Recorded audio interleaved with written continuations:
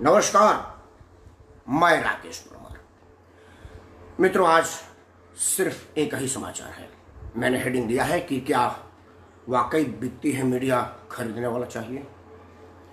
ऐसा मैं कहने पर इसलिए मजबूर हो रहा हूं। मैं तमाम उन ईमानदार पत्रकारों, मेहनती पत्रकारों, खोजी पत्रकारों, देश के बड़े से बड़े घोटाले को सार्वजनिक करने वाले पत्रकारों, सरकार का ईंट से ईंट बजा देने वाले पत्रकारों और कभी ना झुकने वाले पत्रकारों से मैं क्षमा चाहता हूं। विनम्रता से उनके सामने सिर झुकाता हूं, अपने अल्फाज के लिए उनसे माफ़ी मांगता हूं।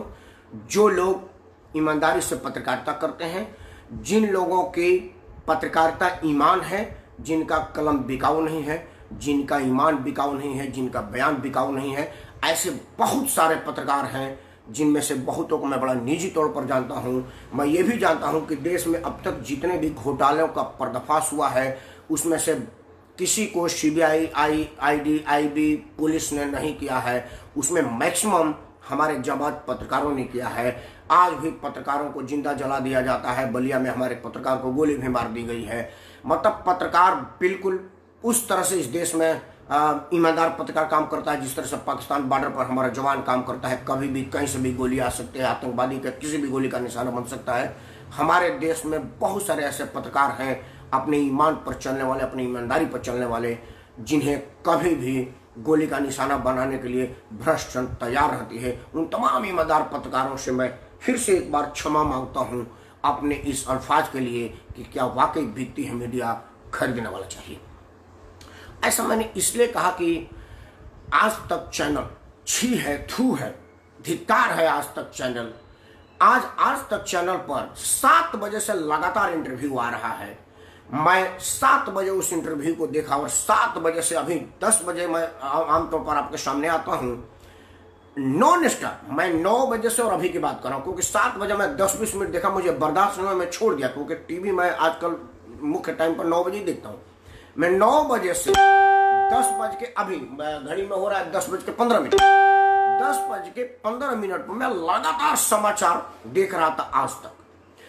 इसके पहले समाचार राष्ट्रपति का अभिभाषण, प्रधानमंत्री का लाल किले से संबोधन और 26 जनवरी और 15 अगस्त के कार्यक्रम में ही बीच में विज्ञापन नहीं होता, अनकट अनब्रेक समाचार चलता है।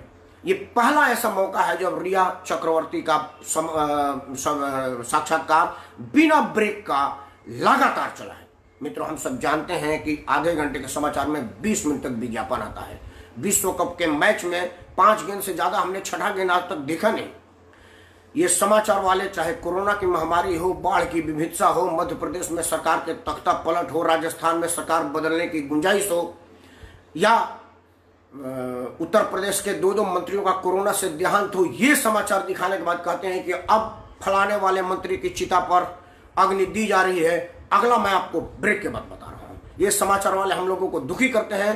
कहते हैं कि देखिए फलाना वाले आदमी की लाश उतर रही है, जब तक वो एम्बुलेंस उतारते हैं हम एक छोटी सी ब्रेक लेते हैं। ये समाचार वाले हमको बताते हैं कि ये ट्रक जो आगे जाकर के आदमी को कुचल रहा है, क्या ये मरा या जिंदा हो, ये हम ब्रेक के बाद बताते हैं। हम लोग आदी हो चुके हैं समाचार चैनलों पर सुनने के लिए कि मिलते हैं ब्रेक के बाद।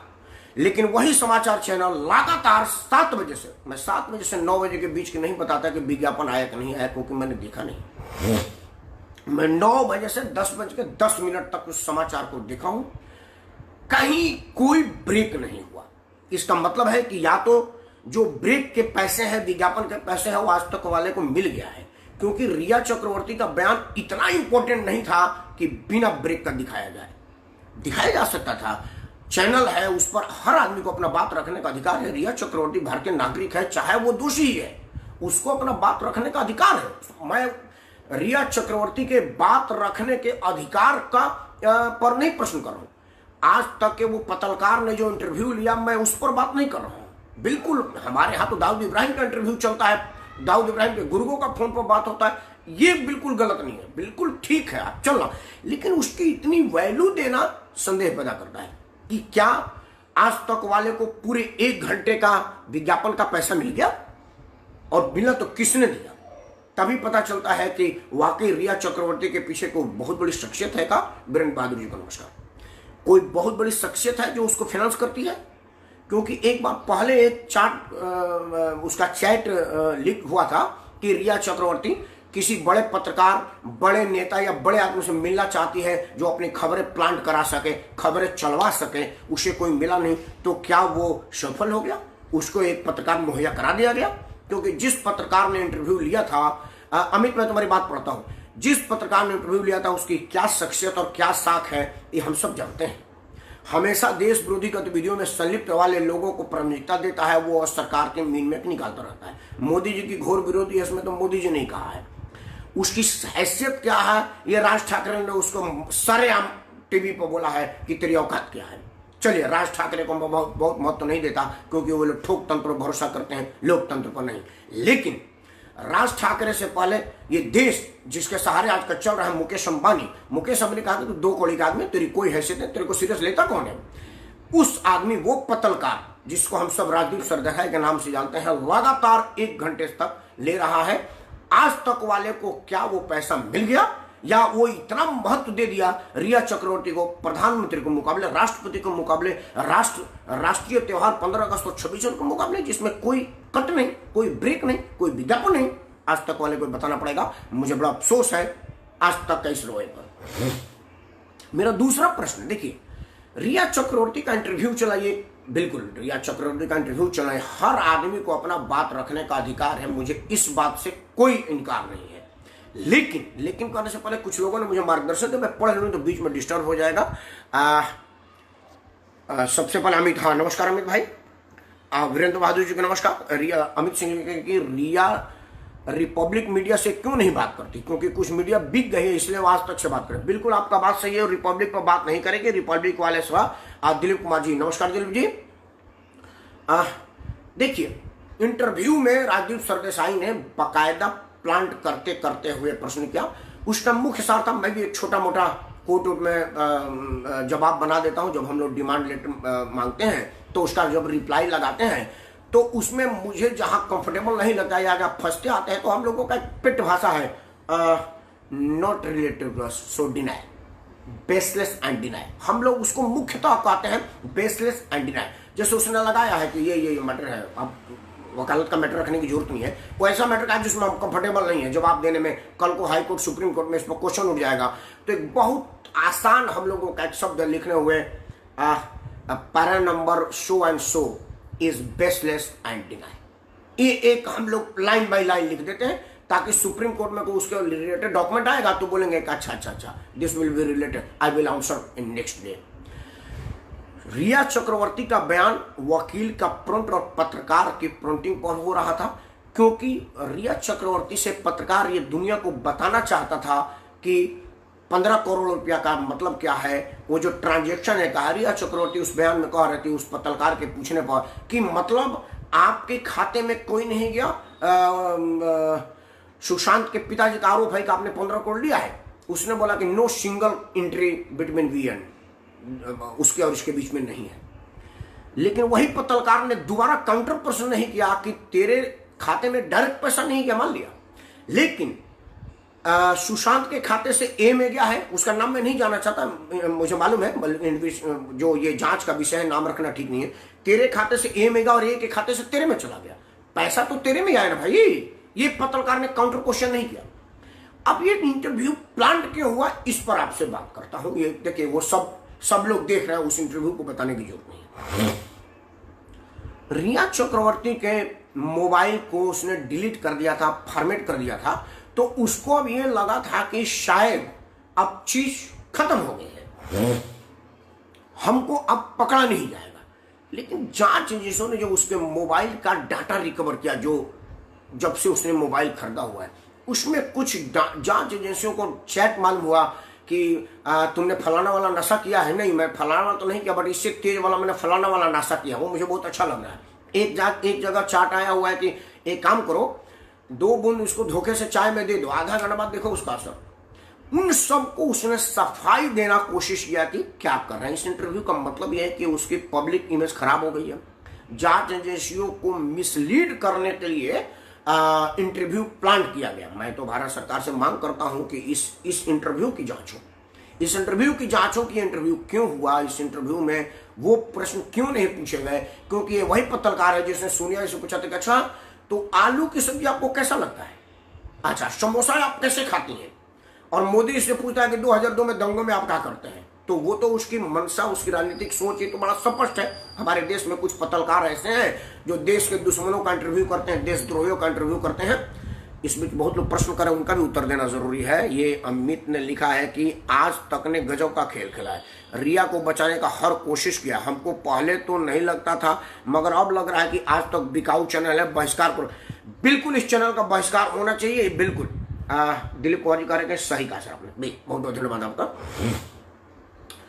क्योंकि पत्रकार का मतलब ये नहीं है कि आप बिल्कुल पतल चट्टे हो जाए।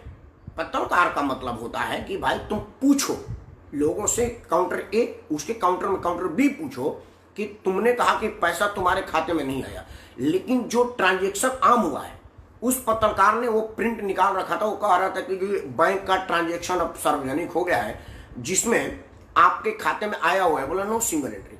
वो पूछ देता कि भाई नहीं आया है, बट सुशांत के खाते से ए में पैसा गया है और उसी दिन वो पैसा बैंक तेरे खाते में आ गया है। इसका क्या मतलब है? पत्रकार ने ये नहीं पूछा। पत्रकार का कोशिश था ये घुमा के, जो मैंने 1 घंटा 10 मिनट देखा कि भाई सब कुछ रिया के परिवार ने किया है। रिया के पिताजी रिया के मतलब सुशांत के पिताजी खराब है, उसके बहनें खराब है, उसके परिवार खराब है, हम खराब नहीं है। इस विषय पर उसका मुख्य मुद्दा था। उसने फोन को ब्लॉक कर देने के बाद बताया कि मैं गुस्से में ब्लॉक कर दी थी, जब उसने मेरे को कुछ नहीं कहा तब ब्लॉक कर दी थी। रिया ने इस विषय पर कोई बात नहीं कहा कि भाई यूरोप ट्रिप में गई थी तो पैसा सारा तेरा खर्चा हो रहा था। उसमें बोला कि नहीं पैसा मेरा खर्चा नहीं होता, असल में मेरा एक सूट था, कंपनी ने टिकट बुक किया तो इन्होंने कैंसिल करके कहा कि मैं अपना टिकट दे रहा हूं। 70-80 लाख रुपया बेमतलब का कोई ऐसे दे दे, ये कहां से संभव है? आखिर भाई बहन पिता माता सब मिलकर उसको लूट रहे, उसके कंपनी में सारे के सारे पार्टनर और साझेदार बन रहे थे। किस एक्ट के अंतर्गत? पत्रकार ने ये नहीं पूछा। मुझे भारत के पत्रकारिता पर हमेशा से नाज रहा है क्योंकि पत्रकारों ने ही इस देश के बड़े बड़े घोटाले को एक्सपोज किया है, लेकिन वही पत्रकार किसी जांच एजेंसी को प्रभावित करने के लिए मिसलीड करेगा, ये बर्दाश्त नहीं हो सकता। आप सब लोग इस बात का बहिष्कार करें, इस बात का प्रतिकार करें, क्योंकि हमारी न्यूज एजेंसियां बहुत भरोसे के लायक हैं, लेकिन इधर कुछ दिनों से न्यूज एजेंसियों ने अपना भरोसा खो दिया है।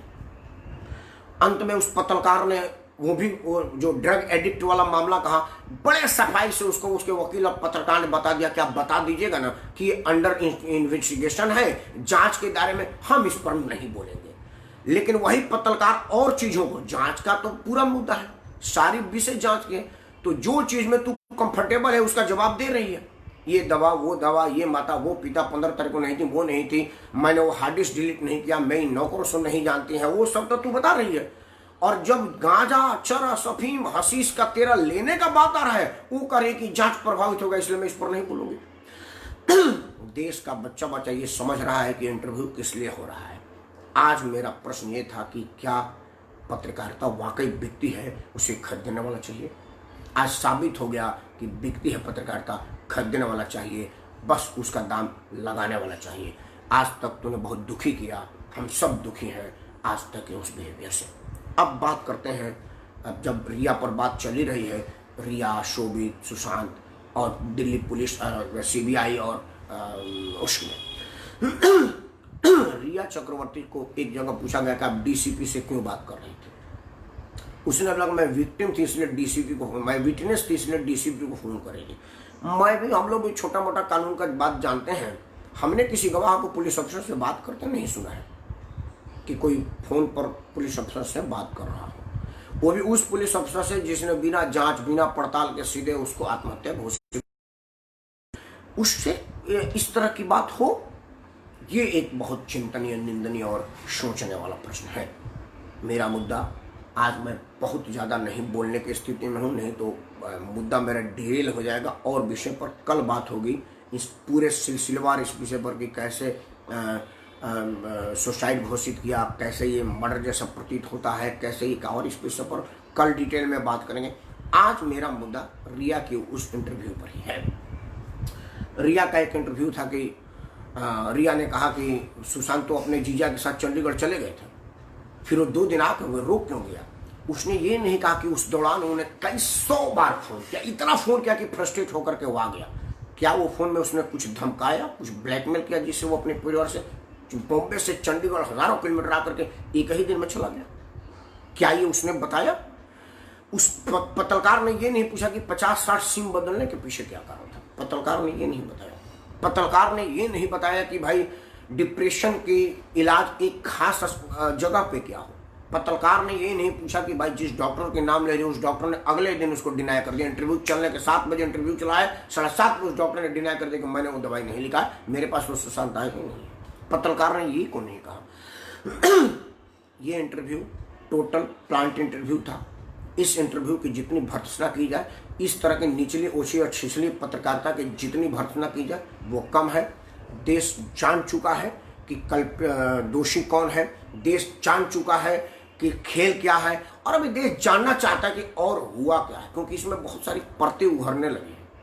इस सारे बहुत सारी परतें निकलने लगी हैं। पत्रकार ने उससे पूछा कि आप इतना दिन तक चुप क्यों थे, तो वो कह रहे थे कि मैं जांच को प्रभावित नहीं करना चाहती थी। जांच प्रभावित ना इसलिए तूने सीबीआई के नोटिस को बताया कि मेरे को मिला ही नहीं है। ये बहुत महत्वपूर्ण है कि तू इंटरव्यू दे देगी, वो महत्वपूर्ण है।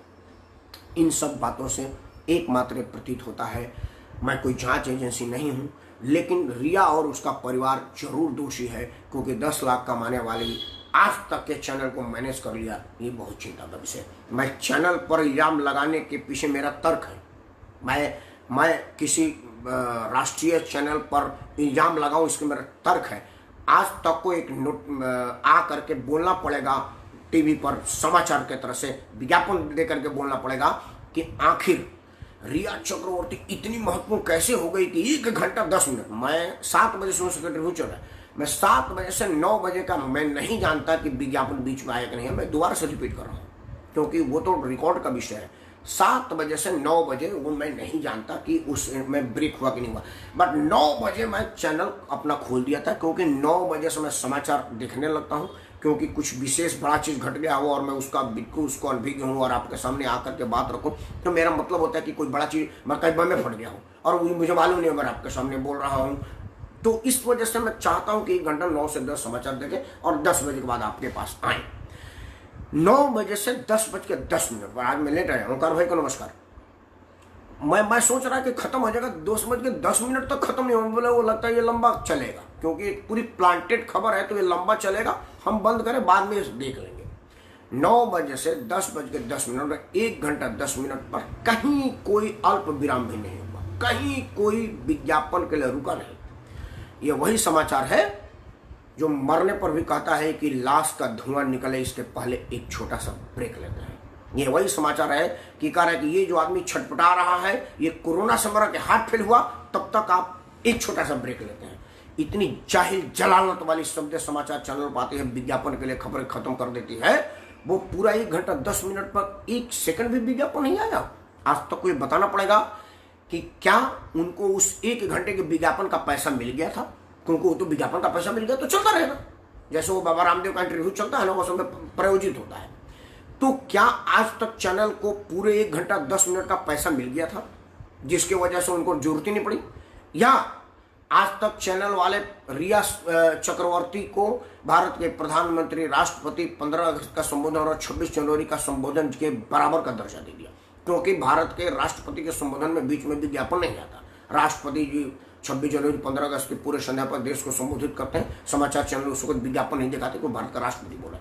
15 अगस्त के लाल किला के प्राचीर से जब हमारे भारत के ऑनरेबल प्रधानमंत्री बोलते हैं तो उसमें कोई विज्ञापन नहीं आता, क्योंकि वो नेशनल प्राइड राष्ट्रीय त्योहार है हमारा। समाचार चैनल उसको अनकट दिखाते हैं, जैसे वो खत्म होता है विज्ञापन आने लगती है। रिया चक्रवर्ती क्या भारत के प्रधानमंत्री के बराबर हो गई? 15 अगस्त और 26 जनवरी के मुकाबले का उसका साक्षात्कार हो गया जिसमें ब्रेक नहीं आ रहा है। रिया चक्रवर्ती क्या भारत के राष्ट्रपति के मुकाबले के हो गई, जो उसके बाद पर ब्रेक ना लगे, देश की जनता ब्रेक पसंद नहीं करेगी। ये आज तक वाले को बताना पड़ेगा। असल में क्या होता है ना कि मुजरिम कितना हो सफाई से काम करे ना कोई लूपन छोड़ ही देता है। ये हमारे यहाँ मुख्य डायलॉग है सिनेमा में, मुजरिम के ताने में ये खूब सुनते हैं। आज तक वाले ने इंटरव्यू तो बहुत बढ़िया से, हालांकि तो इंटरव्यू का कॉन्टेक्ट ही बता रहा है कि प्लांटेड इंटरव्यू है, लेकिन आज तक वाला एक चीज भूल गया, उसे प्राइम टाइम में विज्ञापन के लिए रुकना चाहिए था। क्योंकि अगर वो विज्ञापन के लिए नहीं रुका है तो लोगों को संशय होगा कि क्या ये विज्ञापन का पैसा मिल चुका है या रिया चक्रवर्ती भारत के राष्ट्रपति के मुकाबले हो गई है, जिसके बाद कोई इंटरप्ट नहीं किया जा सकता। ये एक आज तक के समाचार वालों को बताना पड़ेगा। बाकी उस पत्रकार की मैं कोई हैसियत नहीं मानता, उसके विषय में मेरे मन में बहुत इज्जत नहीं है, उसका इंटरव्यू ही नहीं देखता। क्योंकि 7 बजे जैसे इंटरव्यू चालू हुआ, मैं 5-7 मिनट बाद मैं हट दिया है, मैं छोड़ यार ये वो पत्रकार मेरे को बुरा लग रहा था और बाद में उरिया की बकवास मुझे बुरा लग रहा था। लेकिन जब मैं 9 बजे आया तो मैं देखा यार 10 बजे कुछ देख लेते हैं, इसमें हमारा 10 बजे बोलने के काम आ जाएगा। जब मैं पूरा 1 घंटा 10 मिनट देखा तो मैं बड़ा दुखी हुआ। दूसरा, रिया चक्रवर्ती ने ये बताया कि जी सुशांत को हवाई जहाज में चलने में डर लगता है, और रिया चक्रवर्ती ये नहीं बताई कि वही सुशांत हवाई जहाज उड़ाता हुआ तस्वीर लगा हुआ है। जो आदमी हवाई जहाज के कॉकपिट में बैठा हुआ है वो घबरा नहीं रहा है, और हवाई जहाज की सीट पर बैठ कर घबरा रहा है। रिया चक्रवर्ती किसको बताना चाहती थी? अब वीडियो पे सारी बातें आ चुकी हैं। अब तो सुशांत सिंह का 10 साल 20 साल पुराना वीडियो जो कि आर्काइव में पड़ा हुआ था वो भी टीवी पर है। रिया चक्रवर्ती, कोशिश तुमने जरूर किया, लेकिन तुमने जो अपना वकील ढूंढा ना, जो पत्रकार ढूंढा, वो बड़ा हल्के दर्जे का ढूंढ लिया। क्योंकि उसका साख इस देश में ना के बराबर है, लेकिन उस चैनल का साख इस देश में है। चैनल ने इतनी बड़ी बेवकूफ़ी क्योंकि मैं नहीं सुन। बाकी चैनल वाला बताएगा, मैं इससे ज़्यादा नहीं बताऊंगा। एक बार मैं पुनः कह रहा हूं कि देश के उन सारे महान पत्रकारों, ईमानदार पत्रकारों जिनकी लेखनी बिकाऊ नहीं है, जिनका स्टेटमेंट बिकाऊ नहीं है, उनको एक बार दोबारा से मैं प्रणाम करता हूं। लेकिन फिर भी मैं प्रश्न पूछूंगा कि रिया चक्रवर्ती का ये तो इंटरव्यू आया, ये ऑब्जेक्शनेबल नहीं है। किसी को अपना बात रखने का अधिकार है, वो चाहे मुजरिम हो, उसको तो मुजरिम होने के बाद भी पत्रकारों का ये फर्ज बनता है कि वो बताए कि भाई आपने क्यों सुशांत को मारा। मान लीजिए साबित हो चुका है कि हत्या में ये संलिप्त है, जैसा कि प्रतीत होता नजर आ रहा है। ये साबित होता जाए कि ये ड्रग एडिक्ट है या ड्रग हैंडलर है या ड्रग का बिजनेस इसके पास है, जैसा कि उसके चार्ट से पता चल रहा है, वो तो हमारी एजेंसियां जाने। तब भी हमारे समाचार चैनल वालों के फर्ज बनता है कि पूछेंगे कि भाई कितने चिकनी चुपड़ी बहुत बढ़िया थी, इसमें वो क्यों तुमको ये आना पड़े, पूछना चाहिए था। महेश भट्ट के उस संवाद को, जिस पर पूरी दुनिया की नज़र है, उस संवाद के लिए उसने अपना बात कहा है। उसके पहले राकेश धुरेजा जी को नमस्कार बोलता हूँ। राकेश धुरेजा जी नमस्कार। सर, ये सरदेसाई एक कभी ही सही बात के लिए खड़ा हो तो है क्या? कभी सरदेसाई के विषय में राकेश भाई सब जानते हैं, अलग से आपको बताने की जरूरत नहीं है। दुनिया जानती है कि ये क्या करता है, इसका इंटरव्यू किस तरह से है, ये कैसा आदमी है। ये वही सरदेसाई है जिसने अपने ट्वीट में किया था कि सुशांत इतना तो बड़ा है नहीं, काहे लिए इतना दुनिया परेशान है। मतलब सरदेसाई की मानसिकता समझिए कि उसने सुशांत को कहा था कि सुशांत तो इतना बड़ा कलाकार नहीं है, लोग हाय तो बका मचा रहे हैं। मतलब उसको एक इंसान की जान से कोई मतलब नहीं है, किलोमीटर तक मर जाते हो, उसको इससे मतलब है कि इतना बड़ा कलाकार नहीं है, टीवी इतना फुटेज क्यों दे रही है। तो सरदेसाई ने अपना ट्वीट करके बताया कि मैं तैयार हूं बिकने के लिए, भाई मेरे को खरीदो, क्योंकि मेरी मानसिकता है। वो जानबूझ के प्लांट किया और रिया ने उसको अप्रोच किया, और सेटिंग गेटिंग क्या है ये तो साफ दिख रहा है, उसके कंटेंट से दिख रहा है, जो उसने प्रश्न किया उससे दिख रहा है। उसने प्रश्न किया कि भाई आप जब घर छोड़ी तो आपने महेश भट्ट को कहा कि अब मैं फ्री हो गई हूँ, आज़ाद हो गई हूँ, और महेश भट्ट ने ये कहा। महेश भट्ट मेरे पिता की तरह से है।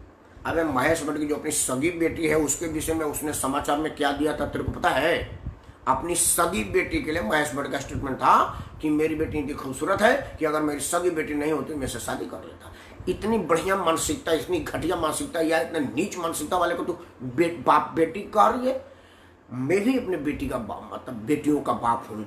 जिस रूप में गोद में बैठ कर तू जलेबी खा रही है वो तो बता ही रहा है कि तेरा उसका रिश्ता क्या है।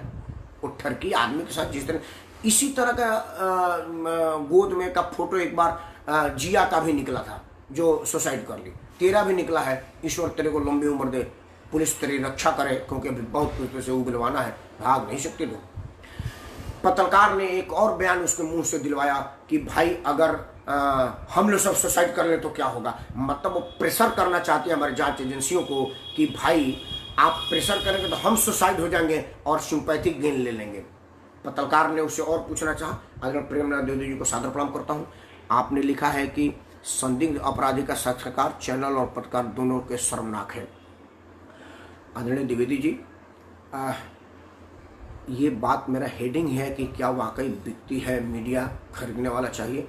आदरणीय प्रेमनाथ द्विवेदी जी, एक चार्ट लीक हुआ था कि रिया चक्रवर्ती बड़ी शिद्दत से बड़े पत्रकार और बड़ा राजनीतिक शख्सियत को ढूंढ रही है जो टीवी पर पार्टी की पक्ष रखते हैं या जो टीवी पर बोलते हैं, टीवी पर हम बात रखते हैं। जैसे हम लोग भी छोटे छोटे चैनलों पर आजकल आप देख रहे होंगे, छोटे छोटे चैनलों पर मैं आ रहा हूँ और आज तक जी न्यूज वाला तो बड़े बड़े लोगों को बुलाता है, हम जैसे लोगों को तो बुलाता ही नहीं है।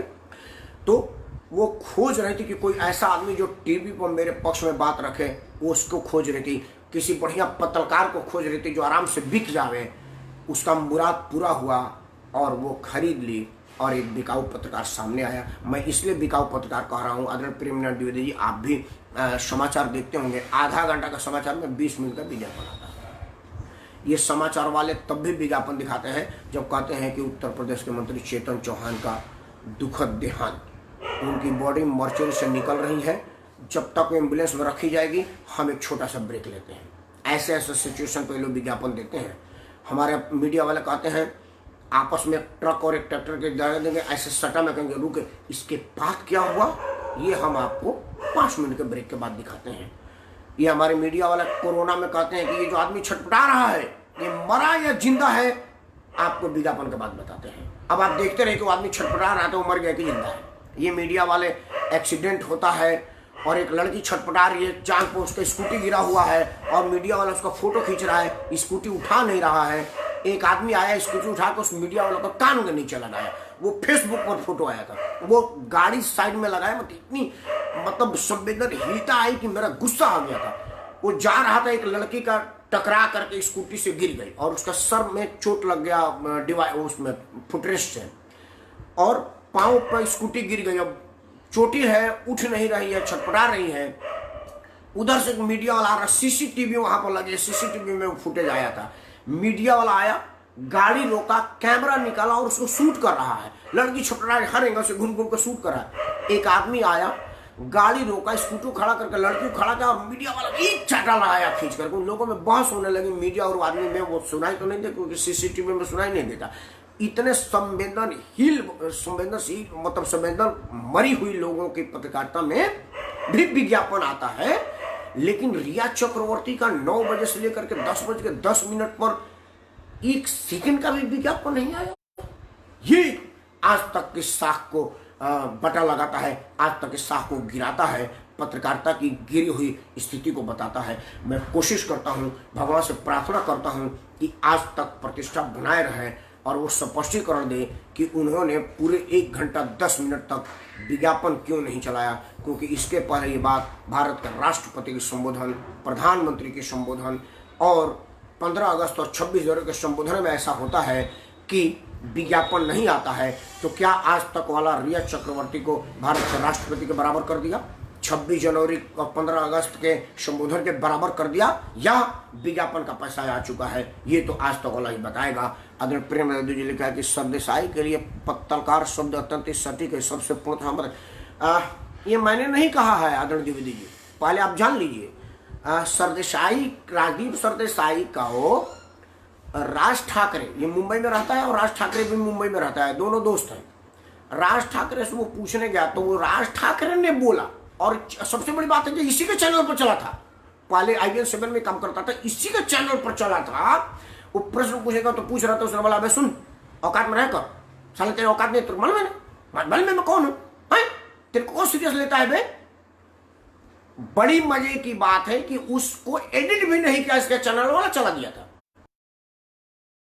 उस चैनल का मालिक मुकेश अंबानी, अब मुकेश अंबानी की बात को सीरियस लेंगे ना, मुकेश अंबानी जी बड़े सीरियस आदमी हैं, देश के मशहूर उद्योगपति हैं। वो हल्के में नहीं बोल सकते, वो इतने हल्के आदमी नहीं है कि वो हल्की शब्द का इस्तेमाल करे। मुकेश अंबानी का इंटरव्यू करने गया तो मुकेश अंबानी कहा कि देखो मैं तेरे को सीरियस नहीं लेता और तेरे को कोई सीरियस नहीं लेता। बे मतलब तू अपने आप को सीरियस क्यों ले रहा है बे, चल हट। वो भी इसी ने इंटरव्यू किया, क्योंकि मुकेश अंबानी के घर में कोई हिडन कैमरा नहीं जा सकता। मुकेश अंबानी के घर पे इंटरव्यू हो रही थी। मुकेश अंबानी के ऑफिस में ऐसा नहीं हो सकता कि कोई आदमी दूसरा कैमरे से शूट करके चला दे।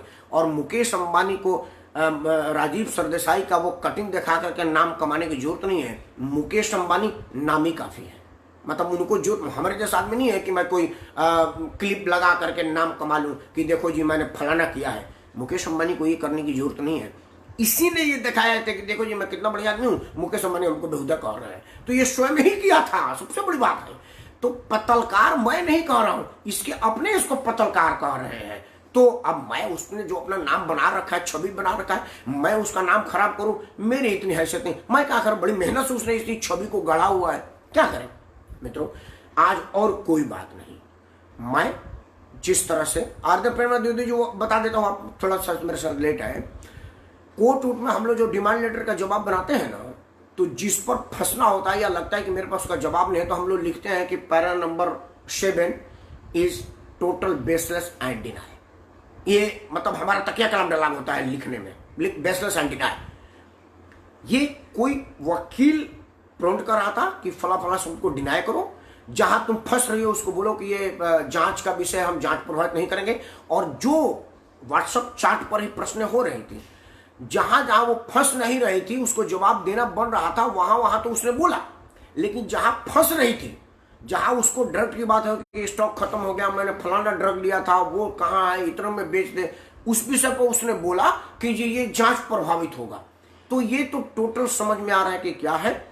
मैं अंत में आज ज्यादा नहीं बोलूंगा, वीडियो कल ज्यादा लोग देखेंगे, मैं चाहता हूं कि कम बोलूं। अंत में मैं यही कहूंगा कि ये इंटरव्यू बेसलेस है और डिनायल है। आप सब भी इस इंटरव्यू को बेसलेस और डिनाई माने, और ये माने कि ये बिकी हुई पत्रकारिता है, बिकी हुई मीडिया है, और ये चैनल ये इंटरव्यू तक बिका हुआ है। मैं बड़ी जिम्मेवारी के साथ कह सकता हूं कि अगर बिका नहीं है तो 1 घंटा 10 मिनट में 1 मिनट भी विज्ञापन क्यों नहीं है। रिया चक्रवर्ती इतनी बड़ी पर्सनैलिटी नहीं है कि विज्ञापन आओ। अमेरिका के राष्ट्रपति है कि उसका संबोधन आ रहा था, भारत के प्रधानमंत्री राष्ट्रपति है कि इसके संबोधन में विज्ञापन नहीं आ रहा था। बात क्या थी, हर मामलों में विज्ञापन दिखाने वाली समाचार एजेंसी 1 घंटा 10 मिनट तक विज्ञापन क्यों नहीं की। या तो उस पर किसी बड़े आदमी का दबाव था कि तेरे को चैनल चलानी है तो ये अनकट चला, या उसने कहा था कि 1.5 घंटे में कितना विज्ञापन कमा फना ये पैसा ले, जरूर कुछ है। ये बात तो पत्रकार और वो चैनल ही बताएगा।